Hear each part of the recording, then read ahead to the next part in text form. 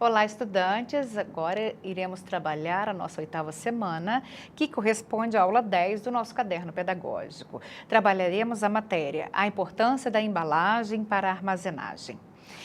Dentro da 8ª semana, ela se refere à aula 10, iremos trabalhar tipos de embalagem, embalagens tradicionais, embalagens alternativas para fins logísticos e principais funções de uma embalagem. Por que devemos estudar a importância da embalagem para a armazenagem? Quais são os objetivos? Primeiro deles, distinguir os tipos de embalagem e o segundo, identificar como elas influenciam o processo de armazenagem do produto. Então vamos lá. Tipos de embalagem, de acordo com Bower-Socks, ele afirma que temos dois tipos de embalagem. A embalagem para o consumidor, que são aquelas embalagens voltadas para o marketing do produto. Esse tipo de embalagem, além de proteger o produto, deve encantar o cliente através do design moderno, com cores da moda e estampa chamativa e ter boa acomodação nas prateleiras do varejista. O segundo tipo de embalagem, de acordo com o autor Bower-Socks, é a embalagem industrial. São embalagens com ênfase logística. São aquelas voltadas para a proteção do produto, para facilitar o estoque e o manuseio da mercadoria, fazendo com que as peças cheguem em perfeitas condições de uso ao consumidor final. As embalagens industriais são as caixas de papelão, os sacos plásticos, bolha, os barris e várias outras que a gente vai ver no decorrer dessa semana de aula. Segundo Bower-Socks, existe também uma classificação das embalagens industriais. Então, as embalagens industriais, elas podem ser secundárias e unitizadas. A embalagem secundária são usadas para agrupar os produtos. E as embalagens unitizadas são as embalagens usadas para agrupar em unidades maiores as embalagens secundárias. Esses tipos de embalagem facilitam o armazenamento e o transporte dos produtos. Um exemplo de embalagem unitizadora é a sacolinha de supermercado. Quando você vai ao supermercado e faz compras para poder abastecer o seu lar, você, ao invés de carregar todos os produtos soltos, você unitiza, você coloca os produtos, obedecendo a classificação e a ordem desses produtos, em sacolinhas. Então, vários produtos unitizados em uma só sacolinha.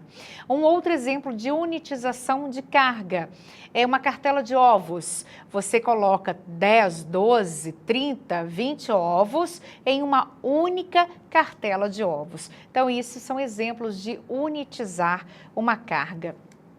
Embalagens tradicionais. O primeiro tipo, caixa de papelão, que nós conhecemos, faz parte, né, do nosso dia a dia, tem algumas desvantagens. Primeiro dela, o alto custo. Segundo, ocupa muito espaço e necessidade de variadas formas e tamanhos para atender suas necessidades. Em embalagens tradicionais, existe um segundo tipo, os sacos. São embalagens de papel ou de material plástico, um exemplo é a sacolinha do supermercado, que podem embrulhar peças soltas ou produtos rígidos. São flexíveis e facilmente descartáveis, porém oferecem pouca resistência, facilidade de rasgar e pouca proteção ao produto. Às vezes a gente vai em algum tipo de loja e a sacola é tão frágil que o produto chega a transbordar, né? Ela arrebenta. Um outro exemplo de embalagem tradicional, caixas de plástico. São caixas rígidas, resistentes, oferecem média proteção ao produto transportado, devido não ter proteção na parte superior. São inflexíveis, ocupam muito espaço e, devido ao custo, precisam retornar para o distribuidor. Um exemplo são os engradados de bebidas. Né? É aquele unitizador que você consegue carregar, né? Que tem abertura nas laterais, mas não tem tampa, ele realmente ocupa muito espaço e geralmente ele volta ao fornecedor. Embalagem de filme plástico, que é embalagem tipo stretch. Os itens, mercadorias que são transportados, são agrupados e envolvidos por uma película de filme plástico, formando assim um pacote firme. Então ele unitiza vários produtos, né? Às vezes sacos de ração de animal, sacos enlatados, sacos de arroz, né? Aqueles pacotes de 5 quilos de arroz, são exemplos.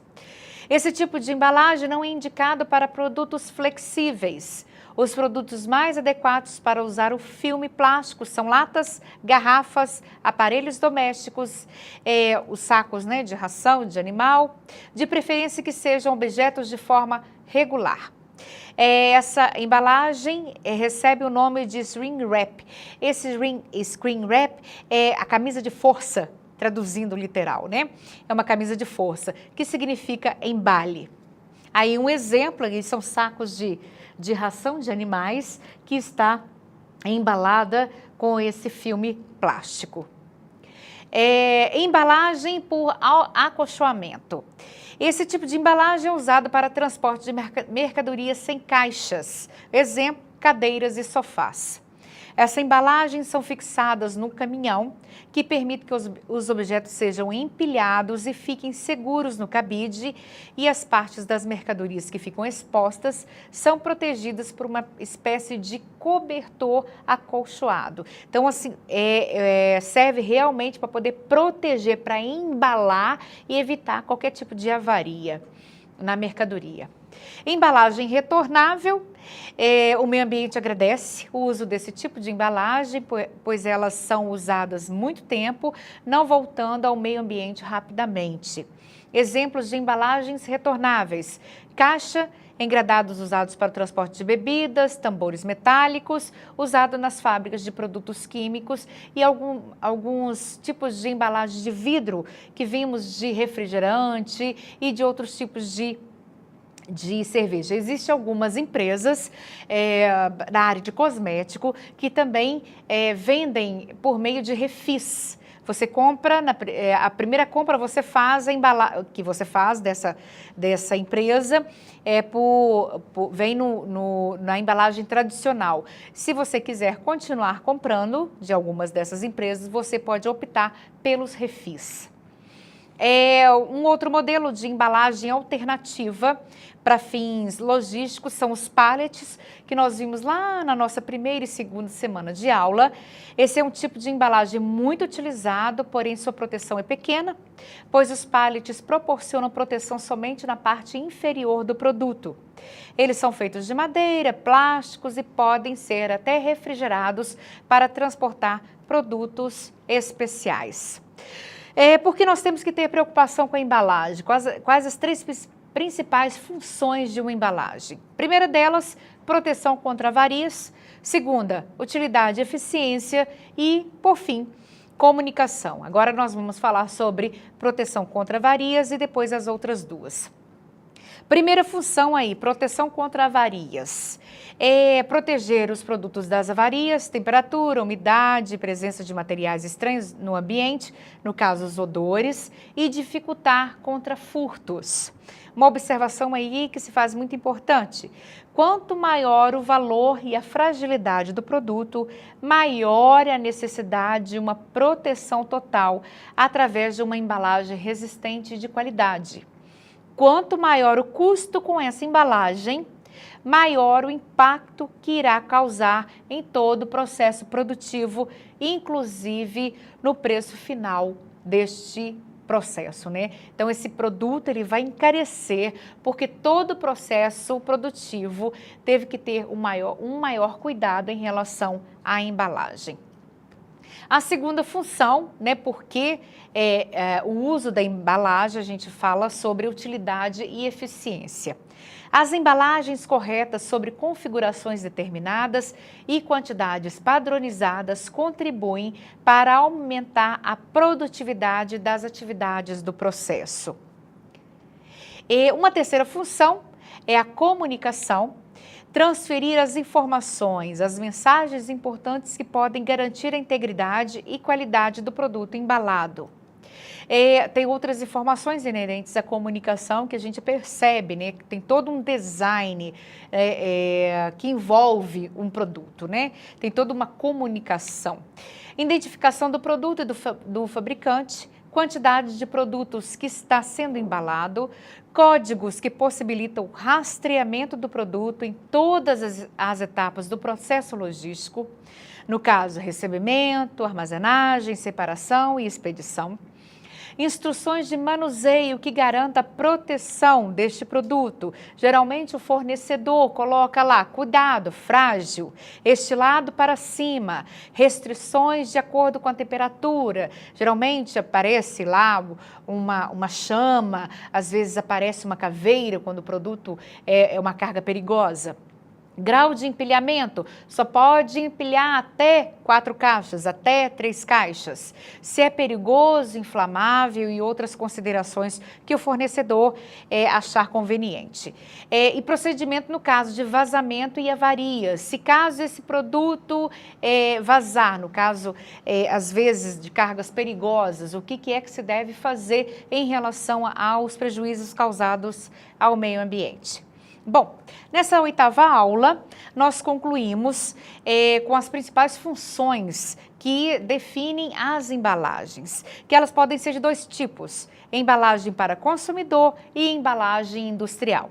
A primeira tem um apelo relacionado ao marketing, ele tenta nos convencer a levar aquele produto, e a segunda está voltada para a proteção deste produto. A embalagem industrial pode ser secundária e unitizada, e suas principais funções são a proteção contra avarias, utilidade, eficiência e comunicação. Como é que ela vai chamar a atenção para se comprar? Por que eu irei comprar aquele produto e não outro? Os materiais de fabricação das embalagens são diversificados e os mais comuns são as embalagens de papelão, os sacos, baldes e tambores. Reforço para a leitura da 8ª semana no nosso caderno pedagógico, que está linkado na página da disciplina Movimentação e Armazenagem. Agradeço a participação de todos. Quaisquer dúvidas, chamem o tutor para ajudar a vocês na elaboração da 8ª semana, e também estou disponível. Vocês têm todo o acesso pelo chat, pelas mensagens inbox e também pelo e-mail que está descrito na página.